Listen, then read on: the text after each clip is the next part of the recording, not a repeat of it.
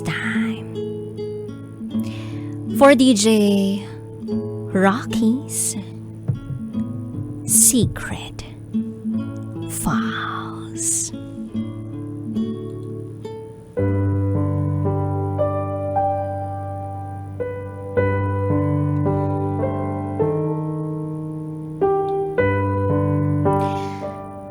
Para hindi masira ang reputasyon niya, ikakasal siya sa lalaking kinamumuhian niya.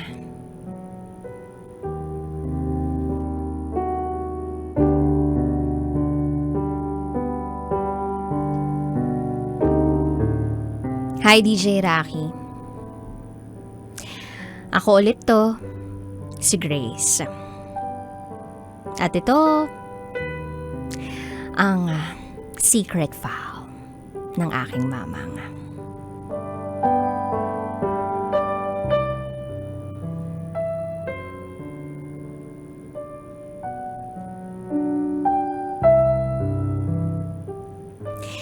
Yep, napilitan si mamang na magpakasal kay Jay kahit tutol ang kalooban niya. Kaya naman pala, nakapagtataka na sa wedding photo nila ay malungkot ang mga mata ni mamang. Nung una akala ko dahil ganun talaga ang pictorial sa mga sinaunang panahon. Yung tipong seryoso kang nakatingin sa camera at bawal ngumiti. Yun pala, may mas malalim na dahilan kung bakit ganon ang aura ng mukha niya sa lumang litrato. Dahil habang binibigkas niya ang salitang si Padre at hanggang sa natapos ang seremonya ng kasal, si Charles pa rin ang laman ng puso't isip ni mamang. Sabi pa ni mamang sa akin, nung unang gabi nila bilang mag-asawa ni Papang, ay umiyak siya pagkatapos siya nitong galawin. Dahil labag sa kalooban niyang ibigay ang kanyang pagkababae dito, sapagkat iningatan niya ang sarili niya para sana'y ialay ito sa lalaking mahal niya, na si Charles. At ang mga sumunod na gabi naman, kapag hindi raw siya pumayag na galawin siya ni Jay, ay sinasaktan siya nito. Wala ni isa man lang sa pamilya ni mamang ang nakakaalam sa mga nangyari. Tinanong ko siya, bakit hindi ka nagsumbong sa ama mo? Sabi niya, para ano pa? Ipinagkanulo na siya ng kanyang mga magulang sa taong hindi naman niya mahal. At ang kagustuhan ng ina ni mamang na siya ay manatili kasama nila para alagaan sila sa pagtanda nila ay hindi naman nangyari. Dahil ilang buwan pagkatapos ng kasal nila ni Jay, ay inilayo siya nito sa kanyang pamilya at dinala siya sa Sulu. Nadestino si Jay sa Holo at dun sila nanatili hanggang sa ipinanganak niya ang kanyang panganay. Hindi rin nakapag-aral si mamang at nakapagtapos ng kolehiyo dahil ito ay tinutulan ni Jay. Kaya ang pangarap niyang maging isang guro ay nanatiling isang pangarap lamang. Doon na rin niya nalaman sa Holo na si Jay pala ay hindi isang Kristiyano. Bagkus, ito pala ay isang Muslim at may nauna ng asawa. Walang alam ang buong pamilya ni mamang sa totoong katauhan ni Jay. Nalin lang sila nito. Awang-awa ako kay mamang. Hindi ko alam na ganun pala ang mga nangyari sa kanya. Ang sakit sa pusong marinig na naging isang domestic abuse victim ang taong pinakamamahal mo. At hindi lang yun, kundi pati na rin ang panlolokong nagawa ni Papang sa kanila. Hindi ko rin alam kung ano ang mararamdaman ko sa yumao kong lolo ng mga panahong yun. Kamumuhian ko ba siya o iintindihin ko na lang? Dahil sa umibig lang din naman si Papang sa lola ko. At pikot ang tanging paraan niya para makuha niya ang gusto niya. Tinanong ko si Mamang, asan si Charles ng mga panahong yun? Anong nangyari sa kanya? Sabi niya, lumipas ang mga araw na ang tanging kausap niya sa bahay nila ni Jay sa hulo ay ang kanyang sarili. Dahil pinagbawalan siyang lumabas ng bahay nito. Halos mabaliw daw siya. Isang maliit na kubo lamang ang tirahan nila na nasa tuktok pa ng bundok. Malayo sa kabihasnan at ang pinakamalapit na kapitbahay ay 1 kilometrong layo mula sa kanila. Malayong malayo sa karangyaang kinalakihan niya ang pobreng pamumuhay na naranasan niya sa lugar na yon. Tapos nung pinanganak niya ang kanilang panganay, tanging si Mamang at ang kumadrona lamang ang nasa kubong yun. She was only 18 when she became a mother. Habang nanganganak daw siya, nakikipagsugpuan raw sa gyera si Jay. Nakakabag isipin na pagkatapos niyang manganak, ay mapipilitan siyang alagaan ng kanyang sarili at ang bagong silang na sanggol na walang ibang katulong kundi sarili lamang niya. Minsan, nasagi raw sa utak niya na habang karga-karga niya ang kanyang anak, ano kaya kung tumakas sila? Pero, naunahan siya ng takot dahil hindi niya alam kung paano siya makakababa sa babayan dahil wala rin siyang pera. Food supplies lang ang pinapadala sa kanila ng mga kasamahang sundalo ni Jay. At halos lahat ng mga tao sa bayan na yun ay kakilala at kamag-anak nito. Natuto ring magbukid si Mamang at natuto rin siyang magtanim para magkaroon ng laman ng sikmura pag-delayed ang food supplies na pinapadala sa kanila. At 2 taon ang lumipas. Tsaka siya napayagan na bumisita sa Tawi-Tawi para makita ang kanyang pamilya. May sakit na ang kanyang ama, paralisado at nakaratay na sa kama. Naiiyak na niyakap ni Mamang ang ama niya nung magkita raw sila. Tinanong siya nito bakit ang payat-payat mo. Tanging yakap lang ang nasagot ni Mamang. At kinausap siya nito ng taimtim. Sinabi sa kanya ng kanyang ama na nakita nito ang mga sulat ni Charles sa kanya. Nagulat si Mamang. May mga sulat si Charles? Asan? Itinuro sa kanya ng kanyang ama ang isang nakakandadong kaban. Agad-agad na kinuha niya raw ang isang bareta sa likod ng kanilang bahay at malakas na pinukpok ang kadena hanggang sa nasira niya ito. At parang nauupos na kandilang napaluhod si Mamang sa harap ng kaban habang inaabot ang mga pamilyar na sulat kamay ni Charles. Inabutan siya ng kanyang ina at ng kapatid niyang si Junior sa ganong ayos. Tinanong niya ang kanyang ina, bakit itinago nito ang mga sulat ni Charles sa kanya? Galit na hinablot ng ina niya ang mga sulat at pinagpupunit ito sa harapan niya. Napahagulgol si Mamang. Ni hindi pa raw niya natapos basahin ang mga sulat na yun. Sa tindi ng hinagpis niya, ibinunyag niya sa kanyang pamilya ang mga nangyari sa kanila ni Jay. Ang trato nito sa kanya.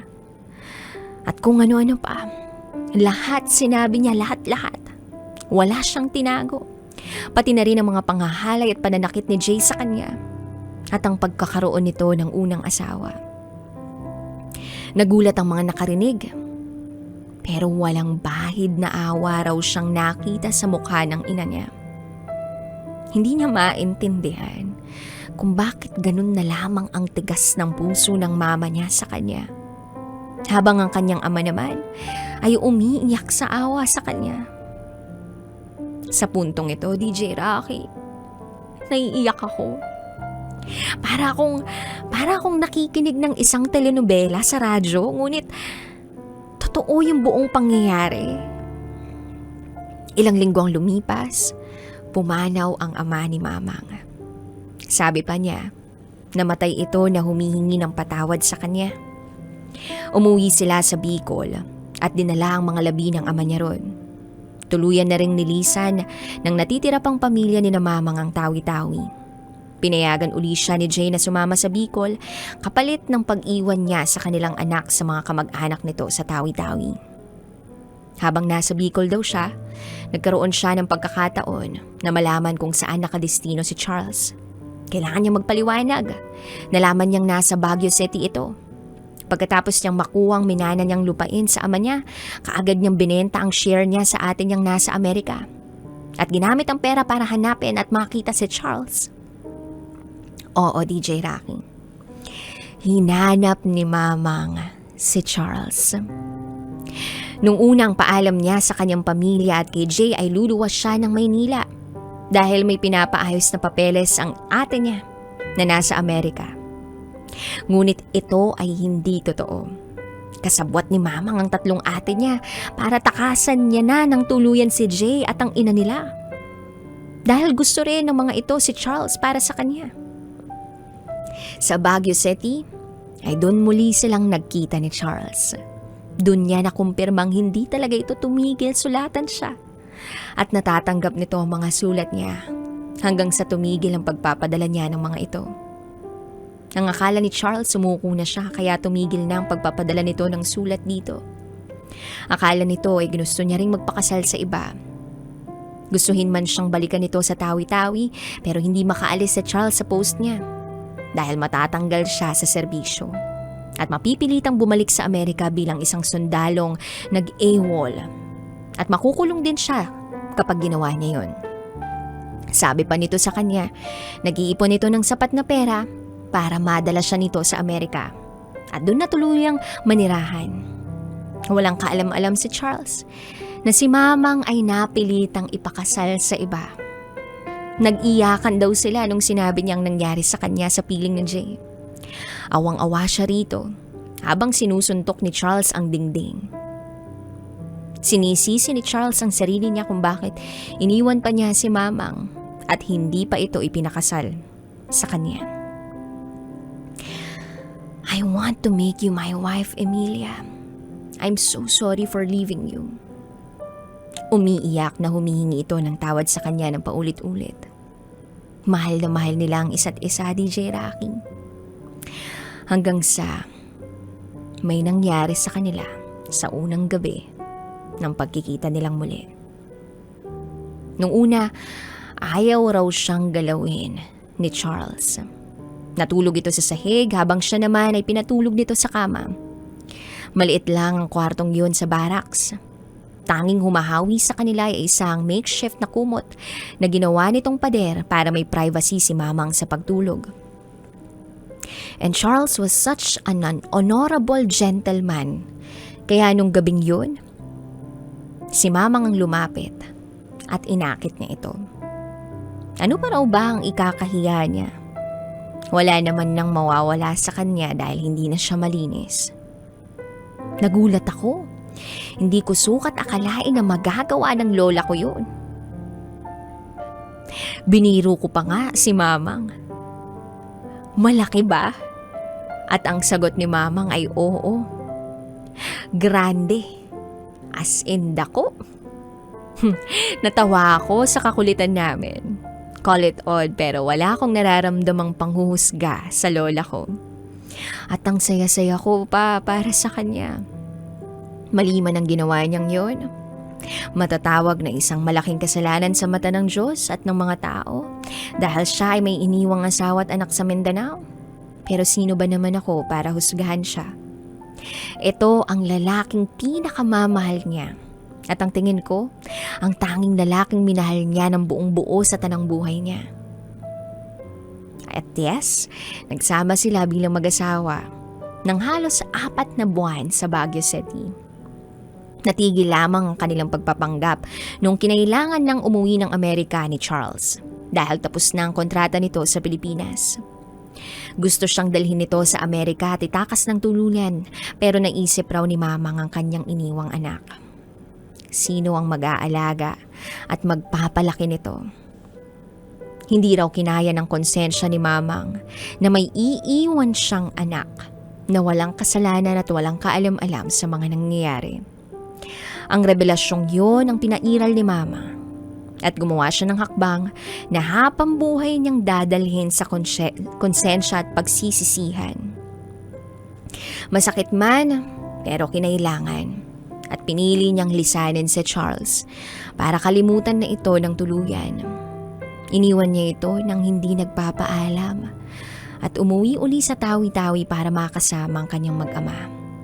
She was bold, yes, but she wasn't brave enough to fight for her and Charles, to fight for their happiness.